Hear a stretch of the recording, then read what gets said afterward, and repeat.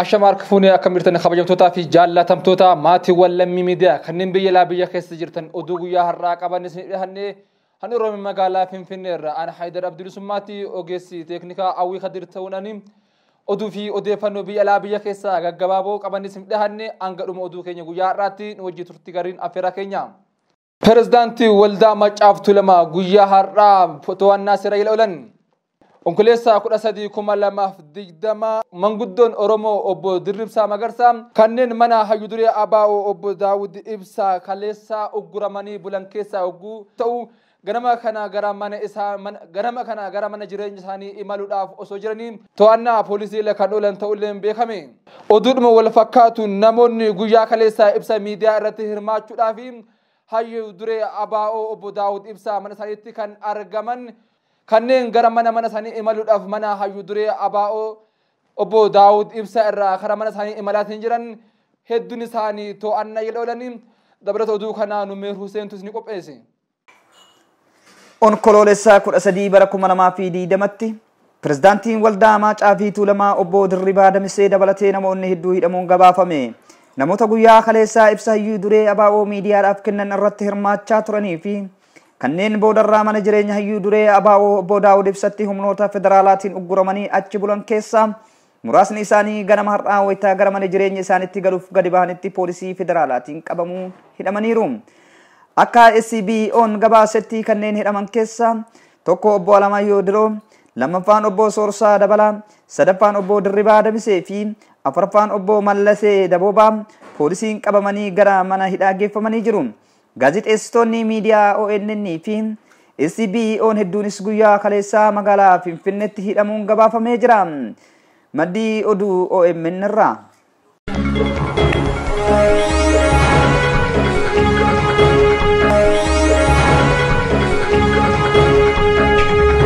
Gidduudhaan oduu biyya alaatti dabarsa. Taphataan kubbaa miilaa beekamaan Portugal Cristiano Ronaldoon guyyaa har'aa dhibee COVID-19 dhaan qabamuun BBC'n gabaase. Taphataan kubbaa miilaa beekamaan Cristiano Ronaldoon akkuma beekamu sababa dhibee COVID-19 dhaan namoota dhukkubsataa jiran akka wal'aaniif hoteela isaa beekamaa kennuun ni beekama. Haa ta'u malee guyyaa har'aa dhibee koronaa vaayirasiitiin qabamu BBC'n gabaase.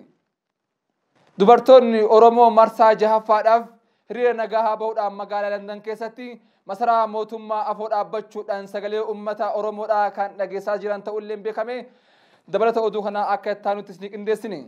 Kanneen hidhamuu ilmaan Oromootiif akkasuma gudeedamuu haadholee dabalatee hidhamtoota Oromootiif kanneen falman kanneen halkan qorra guyyaa aduu osoo hin jenne kanneen biyya alaa ta'anii ilmaan Oromoo fi Oromiyaa guutuu falman keessaa dubartoonni Oromoo London guyyaa jahaffaa masaraa mootummaa duratti sagalee uummata keenyaa dhageessaa jirra jedhan. Akkuma beekamu UK keessatti hawaasni Oromoo diddaa cimaa geggeessaa ture. Garuu yeroo ammaa sababa dhibee koronaa vaayirasii UK keessatti haala malee waan hammaateef mootummaan namoota 6 ol bakka tokkotti walgahuu seeraan dhorkamillee kanneen ta'an walitti hin qabamne sahee walgahuu seeraan dhorkaa waan ta'eef sababa kanaaf dubartoonni Oromoo kunis nu hin daangessu jechuudhaan nama 6 ta'uudhaan wal jijjiiruudhaan har'a guyyaa jahaffaa mormii dhageessaa jiru. Yeroon kun yeroo qorri akka malee hammaatudha. Kana keessa guyyaa jahaffaa achi jiru. Ammas akkuma itti fufanitti jiru. Mootummaa UK gama adda addaatiin akka haalli naannoo Oromiyaa keessatti deemaatiin jiru isaan yaaddessee jiru. Bifa xalayaatti nu hubachiisaa jiru. Gama biraatiin ammoo ajjeefamuu dargaggoo yookaan qeerroo Awwal Abdurroo magaalaa Baalee Roobee keessatti hiriira nagahaa karaa nagahaatiin gochaatiin turan kanneen baay'een isaanii 10 hin caalleen gaggeeffamaatiin ture. Waraanni mootummaa Abiyyi rasaasa irratti banuudhaan qeerroo Awwal Abdurroo battalumatti kan ajjeese. Qeerroowwan biraa kanneen madaa'anii hospitaala Baalee Gobbaatti kanneen yaala irratti argaman dabalatee. Haa ta'u malee guyyaa har'aa kantiibaa magaalaa Baalee Roobee qeerroon Awwal Abdurroo jeequmsa kaasuudhaaf osoo sochii irra jiran jechuudhaan dubbii kanaaf haalleessuudhaan kan dubbatanidha. Dabalata oduu kanaa Numeer Huseentu qindeesse. Godina Baalee magaalaa Roobeetti dilbata darbe qeerroo muraasa lakkoofsaan 10 hin caalle hiriira mootummaa abbaa irree balaaleffannaa bahame irratti qeerroo Awwal Abdurroo ajjeesan. Dabate darbee humnooti mootummaa godina baanee magaalaa roobetti nama tokko ajjeesuun kaan biroo tokko immoo madeessuu isaanii jiraattonni magaalichaa fi aangaa'onni BBC'tti himaniiru. Odeeffannoon hospitaala Riifara Gobbaa irraa argannes namoota rasaasaan rukutaman lama guyyaa dilbataa gara hospitaalichaa geeffamaa akka turan agarsiisa. Maaltu ta'e? Guyyaa dilbataa magaalaa Roobee keessatti dargaggoon lakkoofsaan muraasa ta'an hidhamtoonni siyaasaa haa hiikaman dhaadannoo jedhu dhageessisaa hiriira nagaa bahan. Viidiyoon gabaabaan marsaalee hawaasaa irratti qoodamaa jiru poolisoota humna aadaa Oromiyaa fiigaa daandii qaxxaamuruu wayita namoota hiriira bahan dhaqqaban mul'ata. Sana boodas sagaleen meeshaa waraanaa al-sadii yeroo dhuka'uu dhagahama. Taatee guyyaa sanii kan gaafanne dargaggoon magaalaa Roobee maqaa isaa akka hin eeramne gaafate. Ganama naannoo sa'a 3 dargaggoon muraasni dhaadannoowwan Jawaar Muhammad hiikamuu qaba, Baqqalaa Garbaa hiikamuu qaba, ajjechaan ilmaan Oromoo irraa dhaabbachuu qaba jedhanii fi kunneen biroo dhageessisuun magaalaa Roobee keessatti hiriira bahuu isaanii hima. Booda namootiin kun iddoo Green Cafe jedhamu yeroo gahanitti miseensotiin humna aadaa poolisii Oromiyaa duubaan dhufanii dhukaasa itti banuu isaanii dubbata.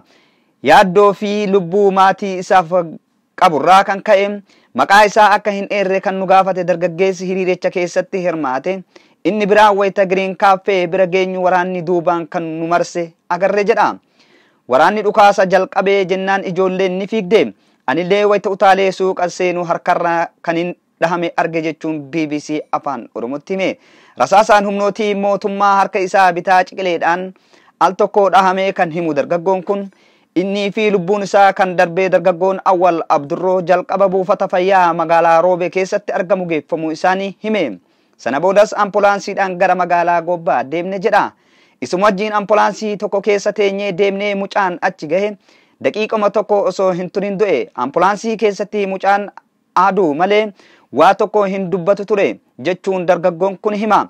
Qondaalli mootummaa maal jedhan? Kantiibaan magaalaa Roobee obbo Gazzaañ Dajanee dargaggoon kun yaalii jeequmsaa taasisan humni nageenyaa ol'aantummaa seeraa mirkaneessuuf tarkaanfii fudhateera jechuun waa'ee taatee dilbata darbee BBC'tti himan.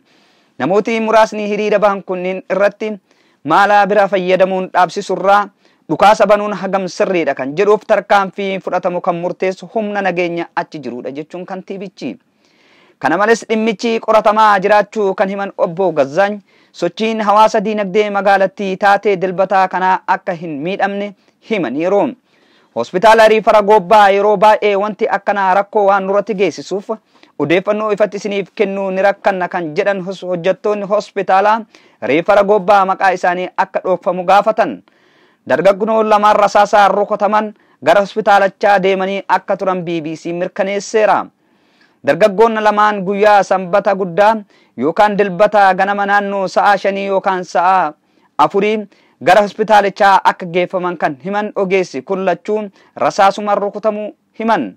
Tokko matarra rukutamee tokko immoo harkarraa rukutame. Kan matarraa rukutame du'eera jechuu dubbatan. Ajjechaan dargaggoon Awwal Abdurroo ilaalchisee qorannoo reeffaa fi ragaan qaama mootummaan kennamaa jiraachuusaa wayita gaafannus nuyi asitti mirkaneessuu hin dandeenyu waan ta'eef gara hospitaala Phaawulos ergine jedhan. Kun garuu waan beekamaa waan ta'eef wanti hagas qulqulleeffamu waan hin jirreef maatiin fudhatee jedhan.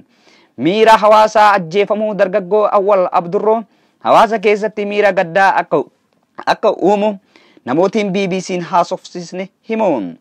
Qeerroowwan qaxalee mirga ofiitiif karaa nagaatiin osoo dhagaa harkatti hin qabatin osoo meeshaa waraanaa harkatti hin qabatin guyyaa saafaan ajjeefamuun kun uummata hedduu dallansiisee jira jechuun jiraataa magaalaa Roobee BBC'tti himeera. Poolisiin Oromiyaas ta'ee mootummaa naannoo Oromiyaa amma dura ajjechaa kanarratti waan jedhee tokkollee hin qabu jechuu dubbatan.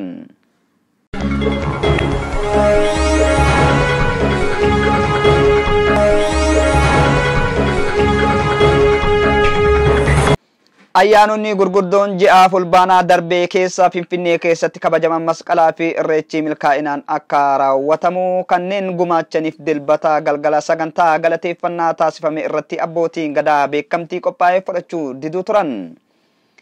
Bulchiinsi magaalaa Finfinnee qaamoleen ayyaanonni irreechatti akka milkaa'aniif xumuruuf gumaachan jedhee waltajjiitti beekamtii kennuuf waame keessaa tokko abbootii gadaati. yeroo maqaan abbootii gadaa gara waltajjiitti beekamtii kana kantiibaa itti aantuu magaalaa Finfinnee aadde Adaanach Abeebee irraa akka fudhatamu waamamanis gara waltajjii dhufuu diduun maqaa isaanii irra deddeebiin waamaa turan. Kunis marsaalee hawaasaa irratti ijoo dubbii ta'ee jira. Lakkoofsi irreeffattoota daangessuun Oromoo malkarraa ugguruun safuudha. Waa'ee abbaa malkaa Hooraa Harsadii dhimmoota kunniin beektu. Abbaa gadaa Tuulamaa fi barreessaa gamtaa abbootii gadaa Oromoo Goobanaa Hoolaa sababa beekamtii qophaa'eef fudhachuu didanii yoo himan ardaa keenya irratti eebba nu dhoowwatan jedhu. Sirna kana irratti maanguddootaa fi abbootii amantaa akkasumas abbootii gadaa saganticha akka eebbaan hin saaqsineef waltajjii affeeramanii turan. Abbaa gadaa Goobanaa Hoolaa waltajjii kana irratti eebbisuuf bahanis sababa carraa dhorkamaniif aariidhaan osoo hin eebbisiin waltajjiirraa akka bubba'an BBC'n dubbate. Abbootiin amantaa fi abbootiin gadaa waltajjii affeeramne Finfinnee handhuuraa tuni tan Oromooti silaa kan jalqaba eebbisee banuu qabu nu abbaa araddaa kanaati ture. Warri waltajjii warruma amantaa affeeranii ana maayikiroofoonii na dhoowwatan jedhan. Haalli jiru natti toluu didnaan hin eebbisne. Ani addaan kutee waltajjiirraa bu'ee deeme. Maaliif yoo jette nuti abbaa biyyaati, abbaan araddaati osoo jennu eebba nu dhoowwatan. Darbee immoo nuti naannoo Amaaraa deemne isaan dura hin eebbisnu. Tigraayis yoo deemne akkasumas jedhan. Dhumarrattis dhiifama gaafataniiru. Gochi kun hedduu akka isaan dallansiise himaniiru. Abbaan gadaa Goobanaa Hoolaa Oromoon jaalataadha, hammataadha, moggaafataadha jennee gara bal'innaan yoo ufitti qabnu warri kun garuu waan abbootii amantaa irras hin eegamne kan isaan nu godhan maayikiroofoonii nu dhoowwatan jedhan. Turtiidhaan booda abbaa gadaa Goobanaa Hoolaa Peresidaantii mootummaa naannoo Oromiyaa obbo Shimallis Abdiisaa waliin gara waltajjiitti bahanii beekamtii kana aadde Adaanach harkaa fudhatanii deebi'an. Jalqaba beekamtii sanuu ummata Oromoo bakka bu'ee fuudhuun waan natti hin tolleef cal'ise. Booda bulchiinsi magaalaa Finfinnee fi hoggantoonni Oromiyaas waan dhiifama gaafataniif waan dhiifama caale hin jiru jedheen ka'een fuudhe jedhan. Waltajjii kanarratti mufii abbootii gadaa kan hubatan kantiibaan itti aantuu magaalaa Finfinnee aadde Adaanach Abeebee sababa waltajjii sanarratti namni baay'ateef abbootiin gadaa osoo eebbisiin hafuu isaaniiti maqaa isaanii fi waltajjii sanittiin of kolchaa jechuun dhiifama gaafataniiru. Dogongoraa ture hoggantoonni magaalaa Finfinnee fi Oromiyaa hubatanii dhiifama waan gaafataniif dhumarratti karaa nagaa fi garaa qulqulluudhaan beekamtii isaanii kennineef fudhatanii galus abbaa gadaa Goobanaa Hoolaa himaniiru.